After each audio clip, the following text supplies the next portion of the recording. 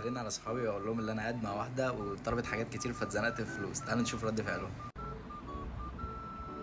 الو. الو. بقول لك ايه يا اسطى. ايه يا معلم؟ كنت قاعد في كافيه دلوقتي ومع زميلتي يعني وكده، وطلبت حاجات ب1000 جنيه وانا معيش غير 500 وهي سابتني ومشيت. فكنت عايزك تلحقني يعني عشان ماسكيني هنا ومش راضيين يسيبوني. كنت قاعد فين؟ قاعد في كافيه يعني مع زميلتي وكده. قاعد مع زميلتك في كافيه اه. وعايز 500 جنيه؟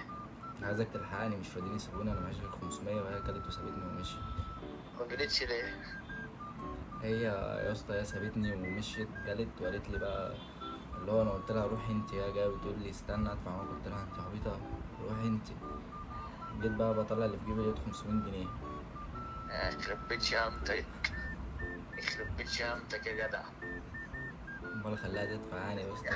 تلاقي روح حتت انت على قدها، انت تلاقي كيس كشري، واحد عصير قصب. هي قالت لي يا اسطى انا عايز اكل سوشي. السوشي يا وموتشي. اخويا شوشو مين؟ تاكل شوشو مين؟ السوشي وموتشي هي كان نفسها فيه، فانا قلت لها مش هخلي نفسك في حاجه. سوشو مش دي مراهم يالا؟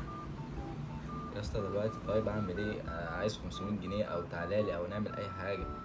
انا ماسكني هنا مش راضيين يسيبوني.